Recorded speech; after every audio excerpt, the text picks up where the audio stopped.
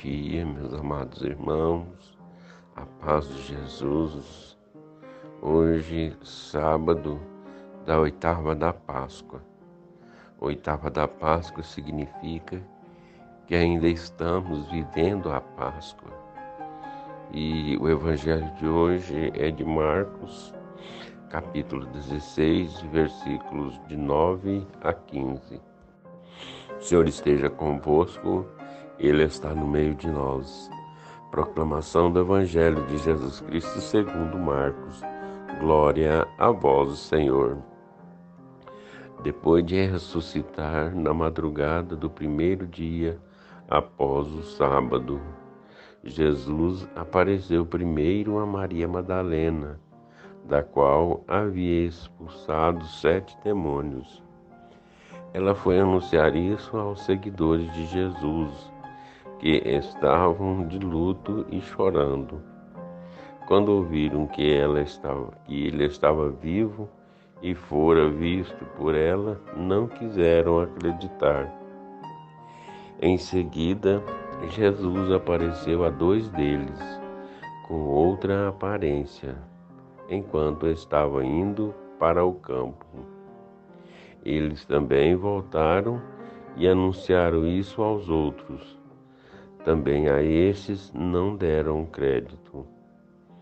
Por fim, Jesus apareceu aos 11 discípulos, enquanto estavam comendo. Repreendeu-os por causa da falta de fé e pela dureza de coração, porque não tinham acreditado naqueles que o tinham visto ressuscitado. E disse-lhes: Ide pelo mundo inteiro e anunciai o Evangelho a toda criatura. Palavra da salvação. Glória a vós, Senhor. Queridos e amados irmãos, nessa manhã de sábado da oitava da Páscoa, que nós falávamos lá no início, oitava da Páscoa significa que ainda estamos vivendo a Páscoa. Estamos vivendo ainda esse grande momento, essa grande festa, a festa da ressurreição do Senhor. E no Evangelho de hoje o Senhor vem nos falar ainda da sua aparição para os discípulos. Mesmo diante de 3 vezes os discípulos não conhecerem Jesus no primeiro momento, Jesus ainda aproxima e eles ainda estão em dúvida quanto à ressurreição. E hoje Jesus vem nos falar para nos dar a certeza da sua ressurreição e também nos fazer um pedido, e também nos direcionar, e também nos dar uma ordem. O ressuscitado envia seus discípulos para pregar o Evangelho a todo mundo. Ele enviou aqueles 11 naquela época. Eu digo 11 porque Judas já não estava junto deles. Então ele envia os 11. E enviando os 11, queridos e amados irmãos, ele está nos enviando também. Ele nos envia porque nós hoje somos a continuidade daqueles discípulos. Esse mandado vem depois de Jesus ter aparecido 3 vezes para a comunidade dos discípulos, confirmando-os na fé, no seguimento. Ou seja, depois de Jesus aparecer 3 vezes para os discípulos, Jesus aparece novamente para nos dar dar essa ordem e nos fazer esse pedido. A partir do encontro pessoal com Jesus, eles ficaram convencidos da verdade da sua ressurreição, algo que eles já haviam anunciado antes da sua morte. Ou seja, Jesus, antes da sua morte, ele avisou e anunciou que iria morrer, mas que no terceiro dia iria ressuscitar. Os apóstolos se tornaram outros depois da sua ressurreição de Jesus.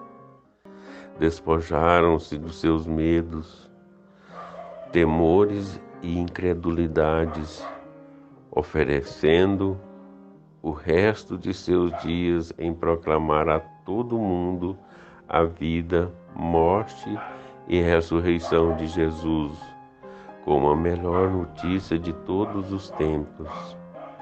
Ou seja, depois da morte do Senhor, depois da ressurreição, os discípulos, mesmo num período de dúvida, num período de dificuldade de aceitação, eles abraçaram a fé, eles aderiram ao Senhor, eles assumiram verdadeiramente suas missões.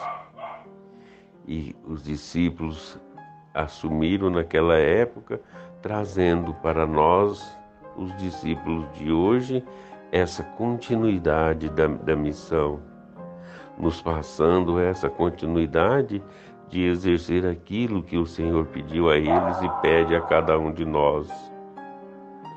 Muitos dos primeiros não tiveram medo de dar a sua vida por amor a Cristo. O mandado de Jesus permanece vivo nos nossos corações e em nossa vida.